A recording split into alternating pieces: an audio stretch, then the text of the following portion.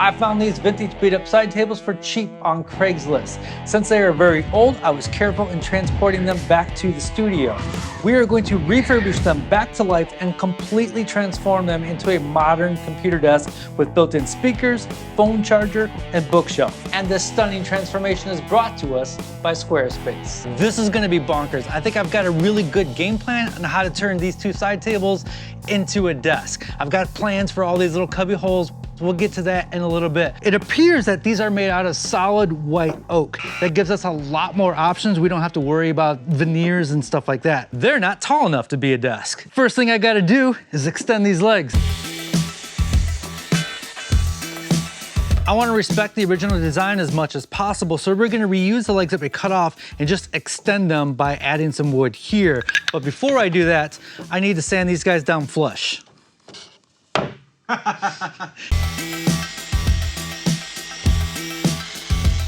To extend these legs, I'm gonna mill up some of this white oak that I got here from a local farmer. It is rough on all sides, like your mom. So we got a lot of work to do just to get this white oak down to some usable wood.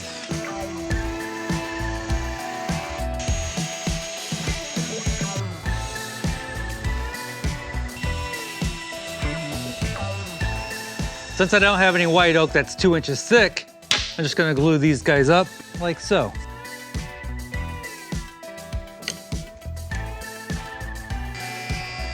Once the glue dries, I paste the two glue joints and then plane everything down nice and square, and then cut everything to length over on the table saw.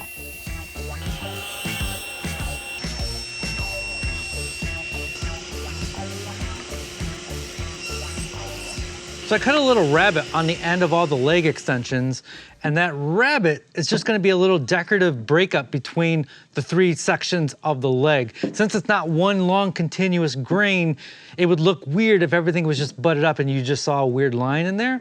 Now we've got, it looks like it's on purpose.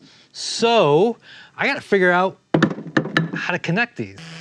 On the 4 leg pieces that I cut off, I cleaned them up real good and then squared up the ends over on the table saw. To attach everything, we're just going to use dowels and this drill guide.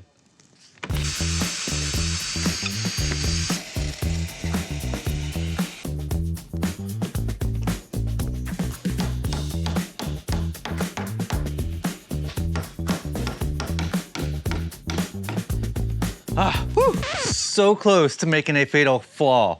So close. I was getting ready to put the legs on the bottom of these guys. And if I would have done that, I would have not been able to get this through the door. Because we're gonna add that centerpiece, so it's gonna add this length here. And if we would have added the legs, I made an emergency order on Amazon for some removable leg hardware. So we're gonna attach the legs tomorrow. So close to making a fatal flaw. I would have been, ooh. It would have sucked. I would have laughed. That's one of the rules in furniture making. It always has to go through the door. It always has to go through the door. It always has to go through the door. I'm gonna put text up on the screen that says it always has to go through the door. For this center part where you'll be doing your desk activities, I'm going to use a piece of white oak plywood. What size are we making this? We can make this any size we want, as long as we can get it through the door. We just noticed something very interesting on the bottom here. This one, the inside, it is oak. But on this one, the secondary wood is walnut. Like the drawer runners and this thing that keep the drawer from tipping down, walnut. What? Who makes their furniture out of oak and then makes the inside parts out of walnut? Not this guy. I've got one sanded and then one halfway sanded. There's a couple hours of sanding in here and another hour and a half of sanding on that one. So that's why it looks the way it is now. This is just a solid piece of oak right here. So I could pocket hole into these two pieces and I think it's gonna be super sturdy. I may even glue some supports in underneath just to make it even extra super sturdy, because woodworkers love overkill. So I'm just trying to decide, do I want the grain going this way to continue the pattern, or do I want the grain going this way to break up the pattern?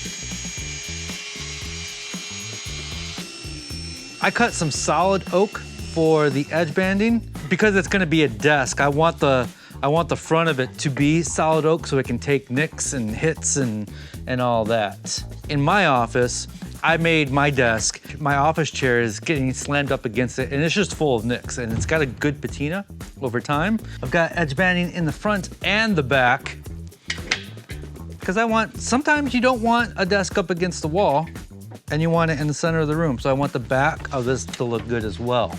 We'll let that sit and dry for a little bit. I made a decision. We're gonna have the grain running this way and continue the grain pattern. To finish off the desk, I am rounding over the front edges and then adding some pocket holes so we can attach it to the two side pieces. So I'm just gluing in some support rails here before we pocket hole the top in. That way it's extra strong. Yeah. All right. Now, we can pocket hole the top in. This is gonna fall in here like this.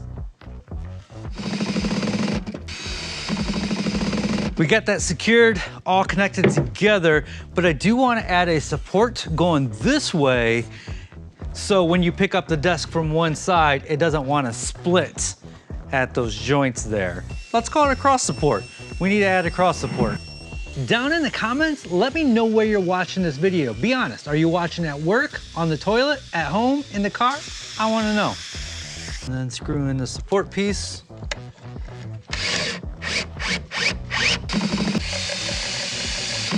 And then I'm gonna add a second one back here because woodworkers love overkill. I don't want to put it up here because it would interfere with the knees. Now it should be sturdy as fuck. Is that on camera? Oops. I'm sturdy as hell. It's sturdy. The top is all assembled and sanded, so next we're gonna work on the electronics. I got some speakers that are going to live in here, so I wanna cover up these three sides, and then we'll make a grill for the front. And then I wanna incorporate some electronics. I got a power strip and a phone charger here, and I want all the wires to be hidden.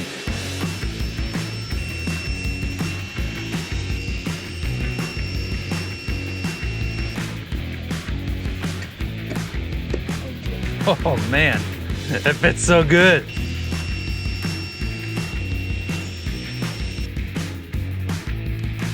I decided to not glue the backs in yet because it'll make it really hard for me to work on the wire management and add finish.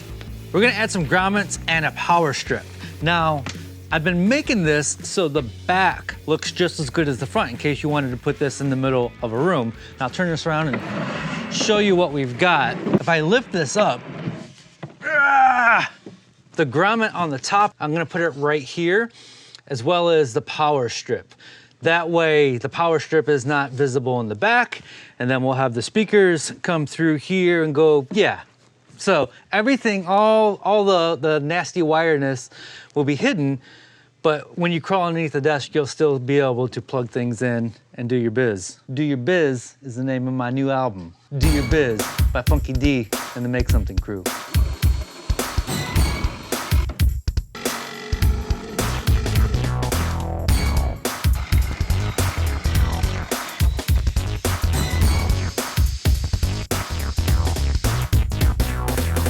We got the wire going from speaker to speaker. We got the speaker plugged into here. We got our phone charger plugged into here, and then one more outlet for our computer. So it's time to add the finishing touches. The oak that I added is a lighter species than the oak that's already there. And so on our legs, it looks like it's red oak, and then we got white oak. And then we've got white oak and red oak. And then for the side panels, it's white. And so there's this contrast of white and red throughout. And so I think I'm going to continue that on the drawer faces. So we've got the red oak, and then we'll put a white oak face here and a white oak face here. And it's actually gonna serve two purposes because this drawer is broke. Instead of trying to fix this drawer, we're gonna enhance this drawer. Front of it is solid wood. I'm gonna figure out how I can shave off a little bit and then slap on a piece of fresh oak. Slap on a piece of fresh oak is our second album. So if any of you are wondering if I destroyed some super valuable, expensive, mid-century modern furniture, I could not find a brand name anywhere on the whole entire unit. The only markings on there is each drawer has this like stamp right there on the bottom. So I don't know what that means. 479174, call me. I don't think I'm destroying anything of value. And if I was, rule 4, consider everything an experiment.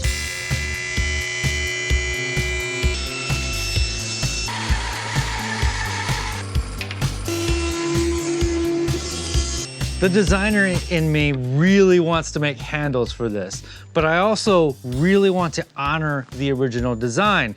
And the original design doesn't have handles. Instead, it has a little cutaway here. So the drawer face has a lip underneath here, and you can grab it from underneath that cutaway to open it up. So I'm gonna honor the original design and just get over the fact that I wanna make handles for it. We're still waiting on Amazon to deliver the hardware to attach the legs. That should be here any moment. So in the meantime, I'm gonna take this wireless phone charger and encase it in wood. I originally thought I was gonna have this embedded into the desk somewhere, but then I decided sometimes I want my phone here, sometimes I want my phone over there. So I'm just gonna make a charger that looks like it belongs to this desk that I could place anywhere. Again, this is a rule 4 experiment. This might not work.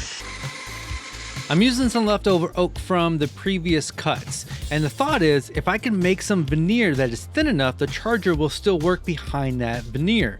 So I'm making everything in multiple parts that will then get screwed together. I want the phone to sit upright but at an angle on the desk, so I'm laminating 4 pieces of oak together that I will then cut at a diagonal on the bandsaw.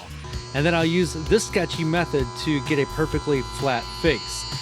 I make some room on the bottom for the wire and then drill a huge hole in the back for ventilation, and then it all gets assembled together. This is the part I've been waiting for. This is what is really gonna set it off, and that is the grill faces that's gonna go over the speakers here. This is inspired by 1950s guitar amps. This is going to look so cool. Before I do that, I would like to tell you about today's sponsor, and that is Squarespace. I have been using Squarespace for over 10 years, way longer than they've been a sponsor because I really enjoy the service. I used to be a web developer, a full-time web developer, and then I would come home and make websites for freelance. I used to make, I'm just so glad I don't have to make websites anymore, and I'm so thankful for Squarespace. Squarespace has this thing called the Fluid Engine. You don't need to know what the Fluid Engine is. Just know that it makes your website look good on mobile, tablet, and a desktop. And your website reformats itself to look good on mobile, tablet, or desktop. That makes it really readable on your phone. Like it rearranges and does all kinds of cool, fun stuff so you can read it on your phone. Then when you're sitting at your desk, it still looks good. If you're like me, you're a maker, a woodworker, a crafter, a metalworker, an artist, you want to show off your work, maybe you want to sell some of your work, you can do that with Squarespace. You can sell both digital and physical items, which is what I do. If you want to have a password protected members only section of your website, you can do that with Squarespace. We're just vacuuming the carpet here, making the place look good. I get comments like, why are you woodworking in your living room? Who cares? Who cares? Woodwork wherever you can. With Squarespace, you can bring in all your social media feeds so you have one central place for your business. So, visit squarespace.com, and when you're ready to launch, visit squarespace.com/makesomething for 10% off your first purchase of a website or domain. Now that we got this place cleaned up, let's add the grills. The grills are made out of 2 parts. The front-facing part is cut out of oak here on the Stepcraft, and then there's a backing piece which is going to hold the cloth that is cut out on the Rayjet R400. I'm using some retro style guitar amp grill cloth that's going to get glued onto that back piece, which then snaps into the front piece. The hardware for the legs have finally arrived, so the threaded insert gets mounted into the desk and then the legs will screw into that. There's a rubber washer between the two pieces, which gets compressed and allows me to turn the leg to the proper angle. I quickly learned that this desk was just too big and heavy for this removable leg hardware, so I drilled out 3/4 inch holes, added some heavy dowels, and then permanently attached the legs. It turns out I actually can get this through the door if I angle it just right. This week over on Patreon, we're gonna do a little behind the scenes tour and talk about all the cameras and lights that we use to make these videos. After adding some lacquer and some emblems to the speaker grill to give it that classic look, we're all done. I love transforming old items into something different, and the money that I make from this sale will fund the next video in this series.